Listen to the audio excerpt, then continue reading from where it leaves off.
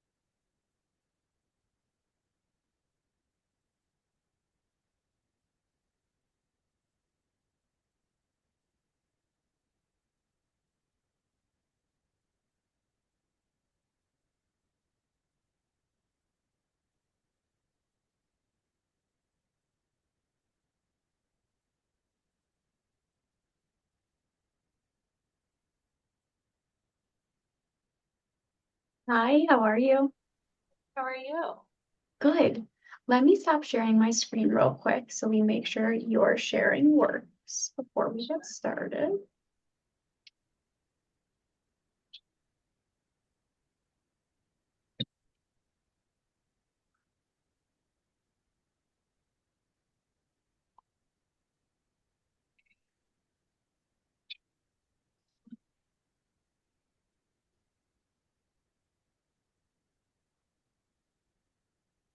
Perfect. Yeah, perfect. Should I stop sharing? Do you, or does it just, You can keep it up. okay? Yeah, Because I have like oh no, actually I don't have the intro stuff. that's okay. I got it covered. No worries. Ah, Okay, and we will give everyone another minute and then we'll get started.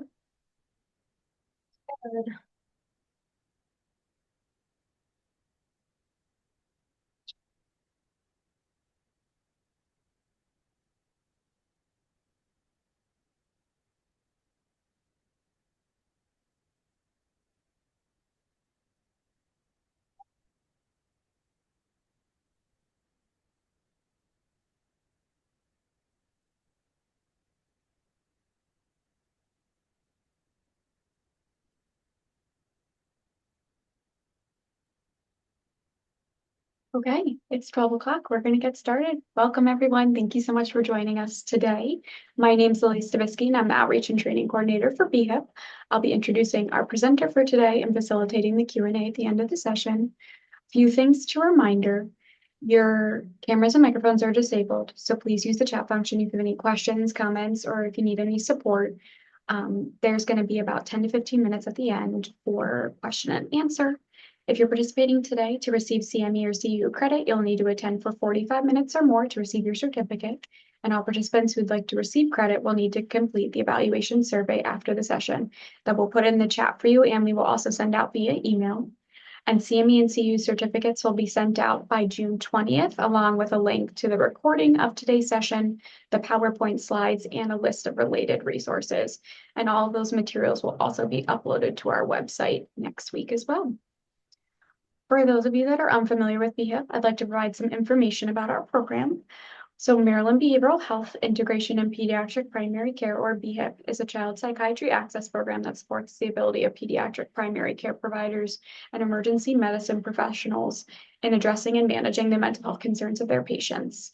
BHIPP is a free statewide program that offers telephone consultation, resource and referral networking, telemental health services, and training and educational opportunities. And the BHIP Warm Line is staffed by a team of child mental health specialists, and it's available Monday through Friday from 9 a.m. to 5 p.m. And we will put our phone number website in the chat for you. It's my pleasure to introduce today's BHIP webinar, Surveillance and Screening for Young Children in Pediatric Primary Care, presented by Dr. Antonia Gerard. Dr. Gerard is an assistant professor and licensed psychologist within the Division of Child and Adolescent Psychiatry at the University of Maryland School of Medicine. She graduated from Nova Southeastern University in Fort Lauderdale, Florida in 2014 and completed her postdoctoral fellowship at Mount Washington Pediatric Hospital in Baltimore, Maryland. And during her time there, following her fellowship, she developed an early intervention program and psychology's role within multidisciplinary pediatric clinics. She currently conducts psychological evaluations through the Center for Infant Study and BHIP, and she supervises Healthy Step specialists that are early childhood development experts that are embedded in pediatric primary care and family medicine practices. And we are very grateful to have you here with us today, Dr. Gerard. So thank you so much for sharing your expertise with us during this session. And I will hand it over to you. Good. Thank you so much for having me. I'm going to go ahead and jump right in so we have time for questions at the end. So I'll be talking about surveillance and screening, particularly very young children within the primary care setting. So to start with, we'll talk a little bit about surveillance and screening and what they both entail. So surveillance is something that occurs on a continuum from birth to 5 years of age, while screening is something that occurs at specific intervals of time. Of note, the AAP recommends surveillance continue through 4 and even 5-year-old well-child visits as children prepare to enter elementary school in order to catch any concerns that might be coming up at that time. So when you look at the differences between surveillance and developmental screening, developmental surveillance means observing and noting specific ways children play, learn, speak, act, move, in ongoing ways. So it often involves tracking a child's development using a checklist of developmental milestones, and it can be done by any and all important people in a child's life. So this includes parents, other caregivers, teachers, healthcare professionals.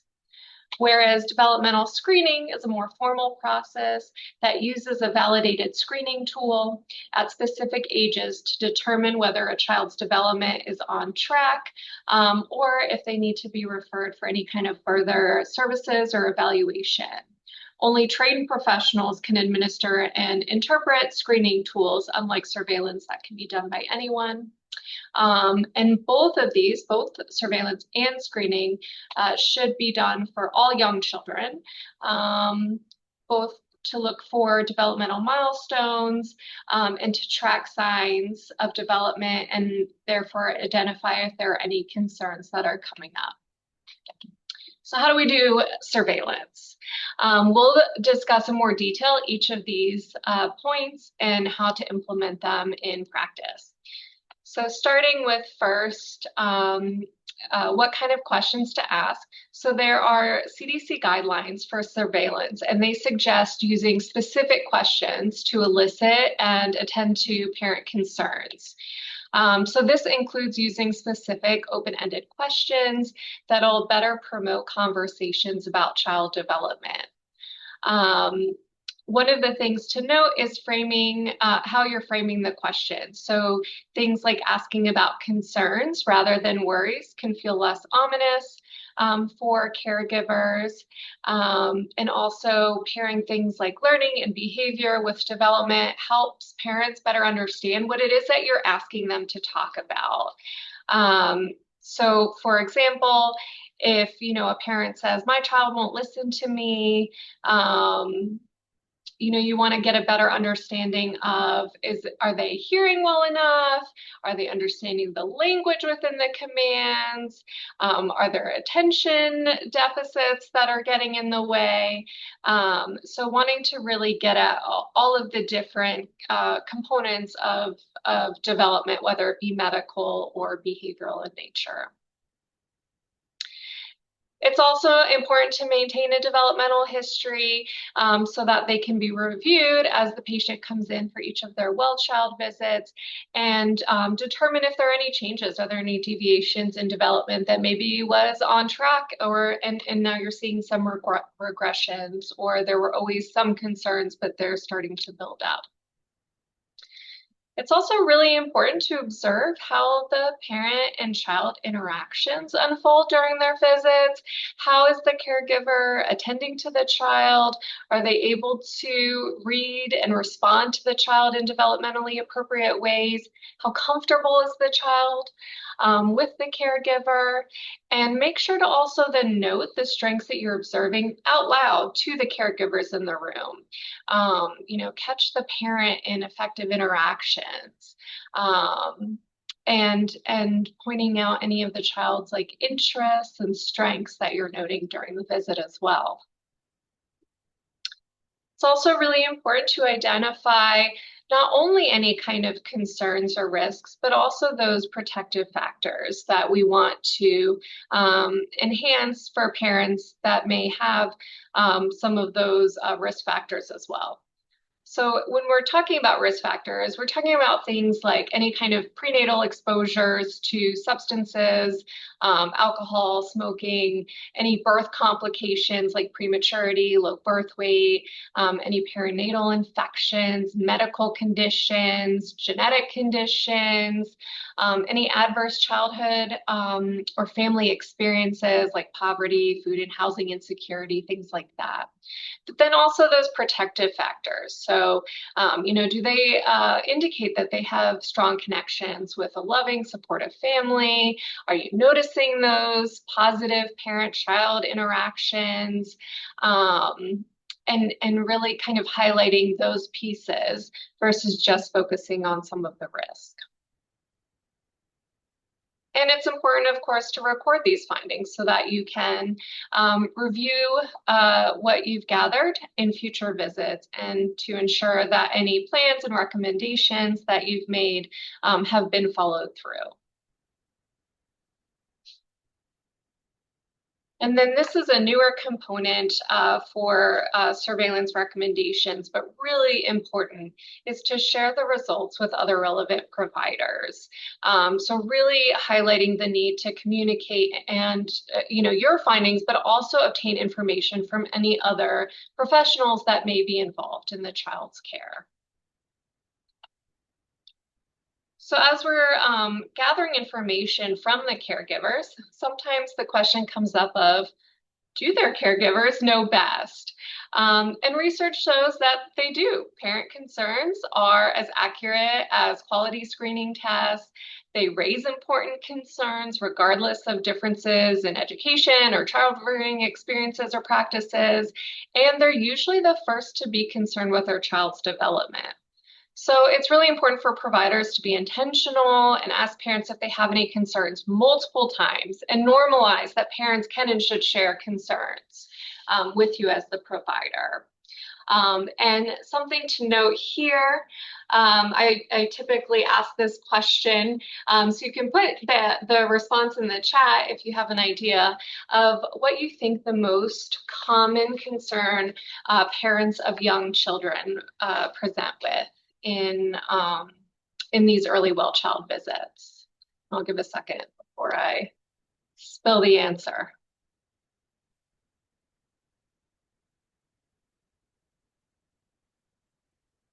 Sleep, that's a good guess.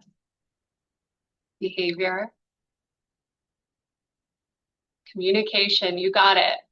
Delayed speech is the most common concern. Of course, all of these are definitely things that come up quite a bit, and I'm sure, from your own experiences can pull for what you're seeing in the area that you're practicing in.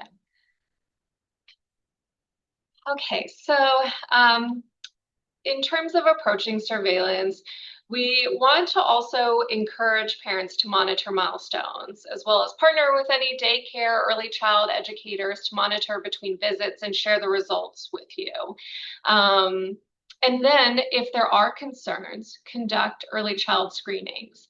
And then if there are concerns with those screenings, refer children with concerning results for further evaluation and to your state's early intervention program. So here in the state of Maryland, the Infants and Toddlers Program.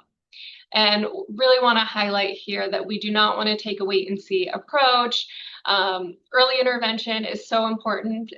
Those first few years of life are when children are growing and developing at the most rapid pace that they will at any other point in their life. So we really want to make sure that we are capturing children with concerns early on so they can get those early supports. Okay, so now we'll switch into screening. So screeners are brief standardized assessment procedures designed to identify children at risk who should receive more intensive interventions or evaluations. They also to highlight screening tools don't provide conclusive evidence of a developmental delay. They don't result in a diagnosis. I'll probably say that a couple of times. But positive screening results should be followed by a thorough assessment. These screening tools can be administered by, of course, healthcare providers, also by mental health providers if children are already receiving services, and early child educators.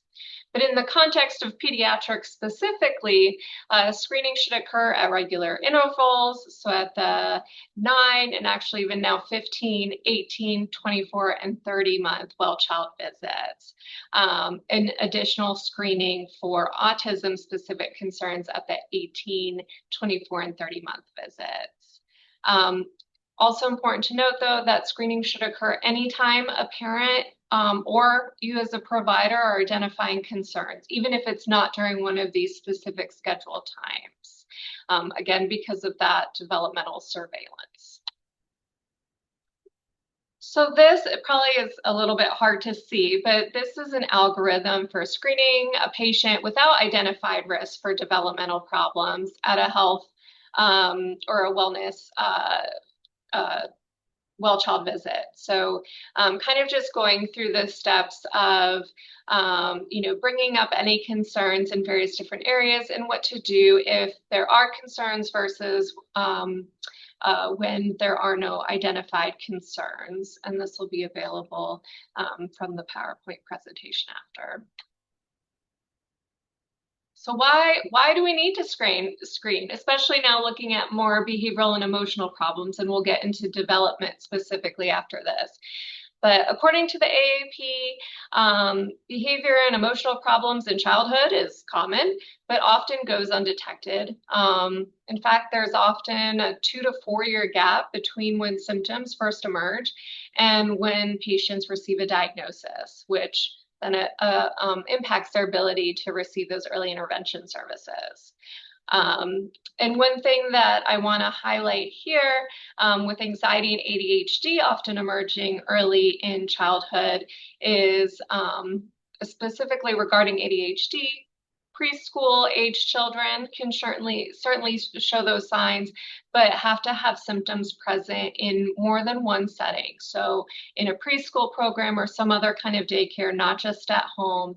And it is recommended by the CDC that they first engage in behavior therapy before pursuing medication.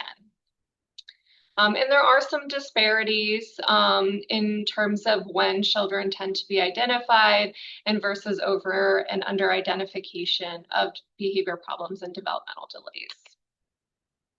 So estimates report that 1 in 8 children with identified mental health problems actually receive treatment, and fewer than 50% of those with clinically significant behavior and emotional problems are detected. So clinical ability to identify behavior and emotional problems in primary care settings by judgment alone range from only 14 to 54% sensitivities. And clinicians are less likely to identify or misidentify problems in minority or non-English speaking children. So for example, like anxiety is often misidentified as a behavior problem, more so in minority children than other counterparts. So another case for why we should be implementing these screening tools. Okay, so I'm going to go through some myths and facts about screening in early childhood. So the first myth is there are no adequate screening tools for preschoolers. There are actually many screening tools that are very valid for screening this young child population.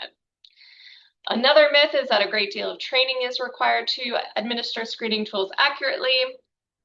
As I'm sure a lot of you are already implementing these screening tools, typically they don't require extensive training and can be administered not just by the providers directly, but also by nurses and other office staff. Screening takes a lot of time, is another myth. But a lot of screening tools take less than 15 minutes, and I'll go through some of the specific tools, and a lot of them take even under 5 minutes. Tools that rely on parent report are not valid. Well, we already talked about this, that parent concerns are generally valid and good predictors of developmental delays. So when selecting the right screening tool, there are some things to consider when choosing what's right for your practice. So of course, reliability and validity of the screening tools is important. So reliability, meaning scores on the tool be stable regardless of when, where, and who administered the test. Validity, scores on the tool accurately show that scores on the tool accurately capture what the tool is meant to capture in terms of its content. And then in terms of sensitivity and specificity, sensitivity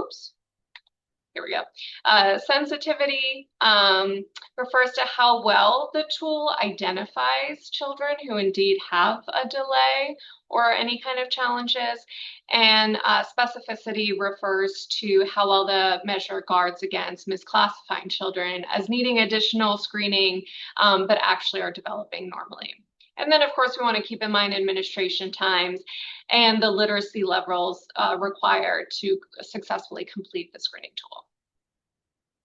So in terms of the specific screening instruments that are often used in pediatric practices, first we want to consider how they can be administered. Oftentimes they're forms that parents can fill out, or the provider can interview parents directly. And there are some that can also be administered directly with the child, which provides some really nice observations. But it is important if you are doing more of an observational assessment, like if any of you are familiar with the RITA-T, or even more directly using the ASQ, wanting to make sure that you're asking the caregivers if the performance that you're seeing is typical for what they see, since of course it's just such a small snapshot in time in a unique setting. Okay, so these are screeners that are specifically recommended by the American Psychiatric Association. And in terms of cultural considerations, each of these are available in multiple languages. So I'm just going to briefly go through some of the main ones that are used often in pediatric practices. So the Ages and Stages questionnaire, the downside of this measure is it does require purchasing it, but it is a nice screening and surveillance tool for social, emotional, and mental health milestones. So things like communication, adaptive functioning, social interactions, and starts very early on from 1 month of age through 72 months. Another is the pediatric symptom checklist. This one is a free for download, and it's more of a general psychosocial screening and functional assessment, looking at things like attention, externalizing, and internalizing challenges. The Strengths and Difficulties Questionnaire is another free screening tool, and looks at various social, emotional, and behavioral skills, as well as challenges with conduct or behavior, executive functioning, peer and social challenges. And they have different versions for parent, teachers, and as children get older, self-report measures. And then the SWIC is a common one used in primary care as well, and it screens for social, emotional health and behavior. It goes from age 1 to 18 months, takes about 5 minutes to administer, and it is available for free download. So this is the baby version. There's also a preschool version that then picks up from 18 months to 65 months, and again is free to download. And now I'll get into developmental screenings more specifically. So when we look at developmental screeners, we know it's effective, and is not only effective within pediatrics, but also in terms of assessing mental health and trauma across settings. As I'm sure all of you are aware, mental illness and developmental delays are more likely to lead to negative outcomes. However, half of children in the general population don't get services before entering school, again, missing out on that early intervention period. So according to the CDC, 1 in 6 children have a developmental disability. While children can be diagnosed with autism specifically as early as 18 months, many are not diagnosed until age 3 or even later, especially if they're from disadvantaged backgrounds. And screening helps us avoid over-referring kids. So as I'm sure any of you who have that work with young children are aware, there are very long wait times for evaluations that then delay access to early intervention services. So while we want to make sure that we capture everyone that needs these services, we want to avoid over-referring as well.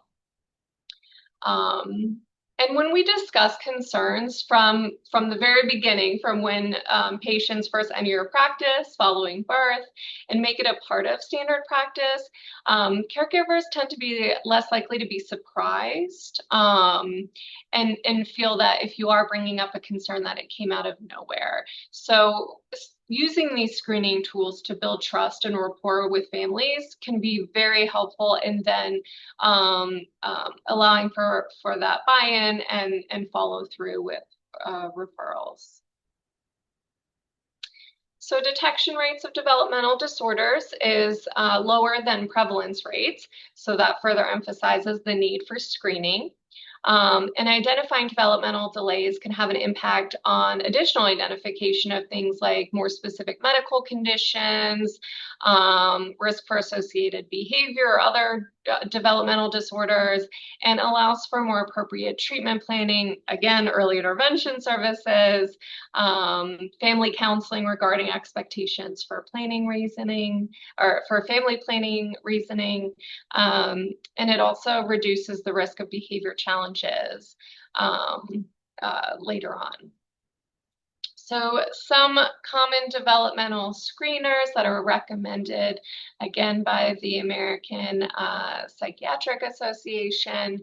These also, overlap a lot with the social emotional screeners. So to highlight, some have different parts that you can pull depending on what you're wanting to screen for, or are a comprehensive assessment that encompass both. So that's why you'll see some overlap here.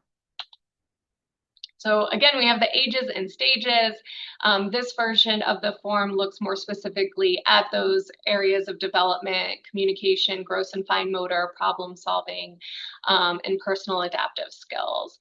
This again is one that requires purchasing, which is a downside, but encompasses a nice age range. And then we have the parents' evaluation of developmental status. And it's a parent interview, and it screens for development and behavior problems that may require further evaluation. And it covers a wide age range and only takes up to 5 minutes to administer. And then we have the PEDS developmental milestone screening version. This is also a parent interview with a wide age range, but does require purchasing to use. And then the SWIC has different components. So mentioned previously some of the other areas that look more at social emotional functioning. This looks more specifically at those key developmental milestones and more specifically cognitive, language, and motor skills. All right, so as we're talking about development, I do want to take a moment to highlight autism screening specifically, since it does require some more specific guidelines in when to screen. So, as with everything else, surveillance should happen at every well-child visit and between for any signs of autism. The American Academy of Pediatrics recommends that all children receive a standardized developmental screening during the 9, 18, and 30 months, and then additional screening if there are concerns that they're at higher risk for developmental problems because of things like being preterm or low birth weight. And then also for autism-specific screenings, additionally at the 18 and 24-month well-child visit. So just a note, because the AAP and the CDC recommend these autism-specific screening guidelines, the U.S. Preventative Task Force had initially made recommendations to not require these specific screening timelines, and that was because of those concerns of long wait lists and causing more stress for families. But we do really want to make sure that we're capturing children and getting them the services that they need as early as possible. Some autism-specific screeners. Again, lots of overlap here where you can catch some of those autism symptoms within the other screening tools. But a couple that are more specifically autism related are the social communication questionnaire. This one does require purchasing, and it's for children 4 years and up, so kind of at the older end of early childhood. And then one I'm sure you all are familiar with is the MChat. So this one is free to download. Parents complete it, and it identifies specific risk for autism. And then there is that second part, the follow-up for the provider to ask questions for any items that the parent indicated concern for. 20 questions, pretty quick to administer and score. Okay, so now that we've gone through all of the different possible screening tools, the most important part, I would argue, is reviewing the results. We don't get very far with screening if we don't effectively review the results with families to make sure that they then get the services that they need. So the steps to follow following screening is, of course, reviewing the results and then referrals to pair with those results for early intervention services or for additional assessment, depending on what the concerns are. Something that comes up quite a bit in talking with a wide variety of providers in different contexts is how to discuss the results, especially if there are concerns that come up. This can be a challenging topic to broach with families. So some of the recommendations I tend to make is we want to focus on the concern, but emphasize that a diagnosis isn't being made at this time, but it's recommended that a child receive further assessment. And then also ensure that the family knows and understands why they're getting referred for an evaluation. It can be our tendency to kind of sugarcoat some of the concerns that we're having, but kind of at the detriment of then families potentially understanding the the significant need to follow through with resources. So if we are sort of making light of the concerns, they may not feel that these recommendations are very necessary or time sensitive. So do want to really, be empathetic, but clear in the concerns that you're having. When reviewing the results of these screeners with families, it's important to start by reminding them why you asked them to fill out the form in the first place, and that can start the discussion. You want to ask caregivers if they had any ideas or concerns while completing the screener and follow up on any other responses. Even if caregivers don't endorse any concerns on the screener, ask again if they've had any concerns and acknowledge that the screener just may not capture every possible issue. And then also make sure to express your willingness to continue to discuss these topics associated with the screener or otherwise in the future. Sometimes if maybe the way that questions are worded on the screener doesn't elicit a response from the parent. So having this feedback and talking through the answers may elicit information that they didn't get on the screener. Or, as I'm sure you can imagine, families have young children in the waiting room. They're trying to fill out these forms. They're not really paying attention because they're trying to wrangle these children, and they may just kind of be going through the motions. So once you have them in the room with you, really making sure to take the time to ensure that what they indicated on the screener is accurate for where their concerns may be falling. So here, of course, positive here means that there are concerns. If they endorse any items, it's important to ask for clarification regarding the concerns and ask how it's impacting the child in various different environments, like at home, and if they are in any kind of daycare or school setting. And I said I would repeat this throughout, but screening is not diagnosing. We can't make diagnoses based on screeners alone. If a screener is positive, it doesn't necessarily mean that a child will receive a diagnosis, but the opposite can be true as well.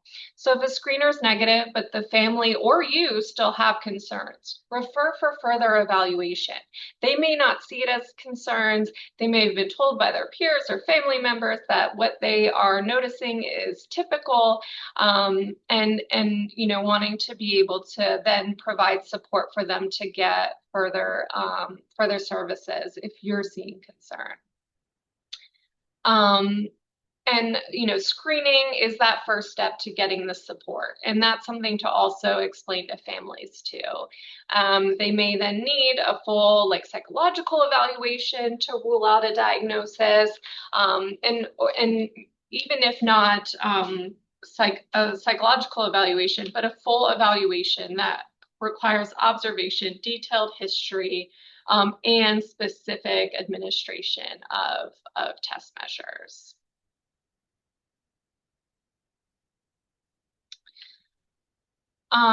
So there are some disparities in surveillance and screening.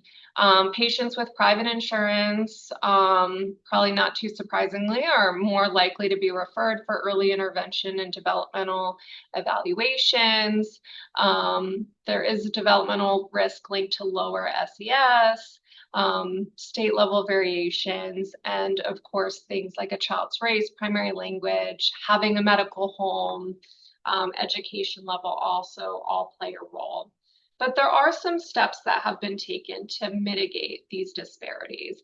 And one is Medicaid has put out this initiative called Early and Periodic Screening, Diagnostic, and Treatment. So essentially it is stating that all states are required to provide access to prevention, diagnostic, and treatment services for low-income infants and children. So this is really trying to capture those kids that have often gone underserved.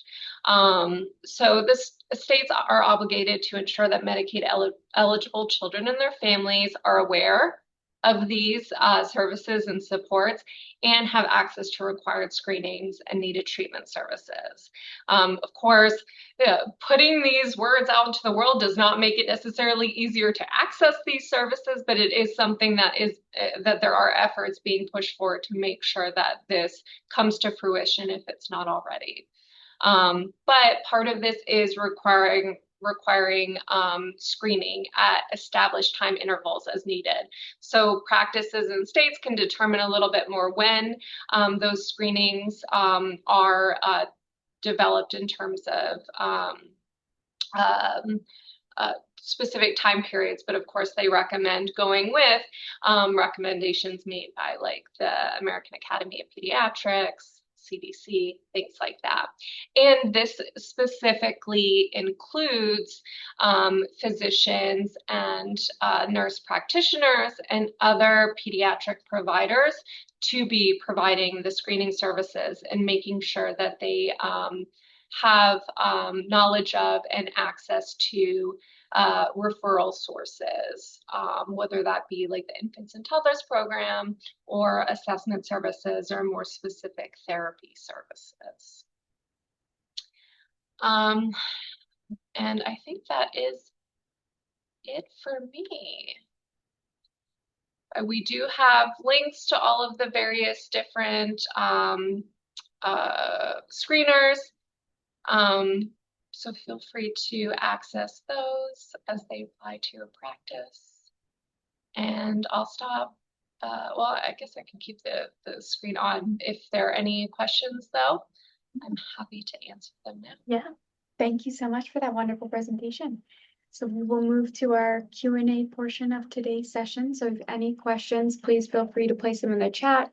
You can use the Q&A function. You can raise your hand and I might be able to unmute you as well. And as Dr. Gerard mentioned, we will be sending the PowerPoint slides to you all. You'll have the full recording of the session and also a list of related resources as well sent out afterwards. And that will also be on our website for you to access as well early next week. Looks like we have a question in here. Person said, I'm concerned. My daughter took her 1-month-old in and they asked if they saw any depression. My daughter stated that she was feeling good, but then the doctor specifically asked if she had seen any depression in the 1-month-old baby. Why would they ask this at a 1-month appointment?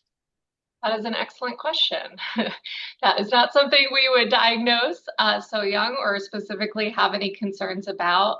And likely, you know, the provider could benefit from talks and discussions like this to understand what it is we would be looking for in a 1-month-old baby in terms of the appropriate developmental milestones and including like those social and emotional interactions.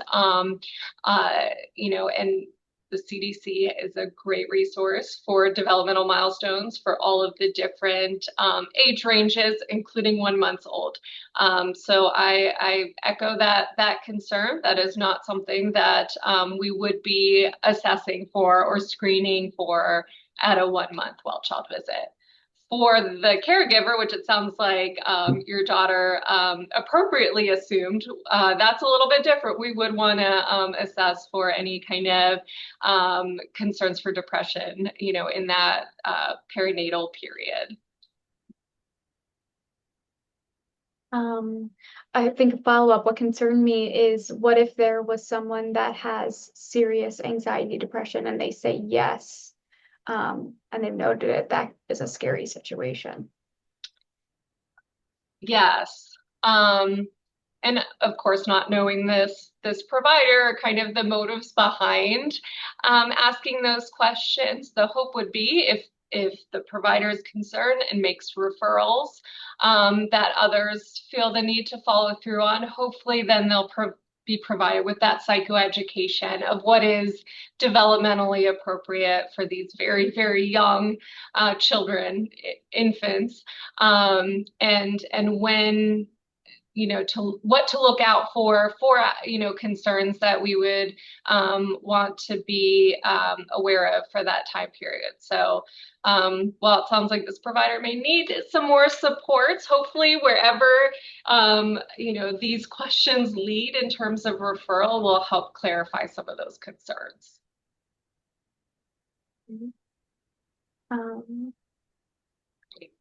We have a lot of thank yous. People are looking forward to reviewing the screening tools.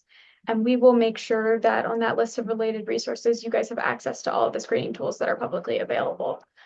So you'll be able to use those at a later date and in your practice. And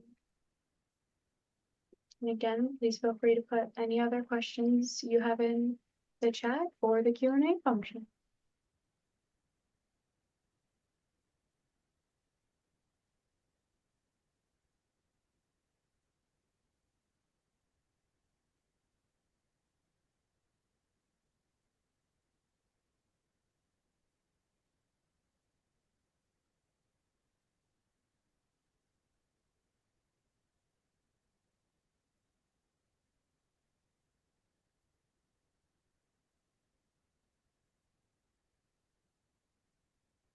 Looks like I something come in. What about like postpartum? I know this was focused, they said, I know it's focusing on early childhood, but recommendations for postpartum and when providers should follow up with moms. Yeah, that's a great question. There are specific screening tools to assess for any kind of postpartum challenges in terms of depression, anxiety, psychosis, as we know that can be a period of time where mothers may experience an increase in symptoms if they already have like a history of depression and anxiety, or for the first time experiencing some of these concerns. And it's something that should be tracked from pregnancy. So when they're seeing their OBGYNs, when they're seeing their own primary providers, and then we enter into the pediatric realm post-birth, where it's recommended that both pediatricians and of course the parents providers continue to assess post-birth. So it is our duties as the providers to regularly screen. There are free screening tools that are recommended that can be used in practice to assess the mother. So we do want to keep in mind, while our patients are the littles, we also have a duty to make sure that those littles are receiving the best care possible, in that their caregivers are receiving any mental health supports that they may need. So if there are any positive screeners, making sure to provide resources and referrals to additional services, whether that be more therapy, mental health services, or in more urgent situations, if they are, at risk of harming themselves or others, what to do in those emergency situations. Great, thank you.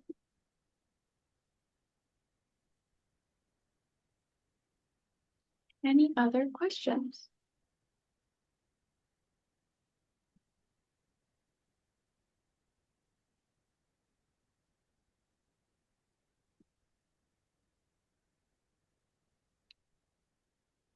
And while we wait to see if there's any other questions, Grace has put in the chat the evaluation survey link for this session.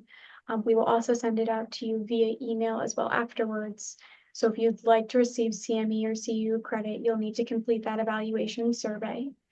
We will be sending CME and CU certificates to participants by June 20th. And stay tuned for our future BHIPP trainings by following us on social media or signing up for our mailing list. And if we don't have any other questions, we can wrap up early today.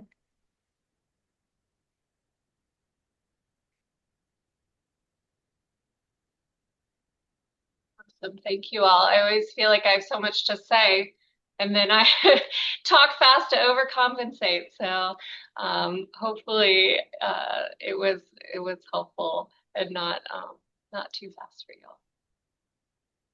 Thank you so much. All right, thank you, everyone. I hope you have a great rest of your day.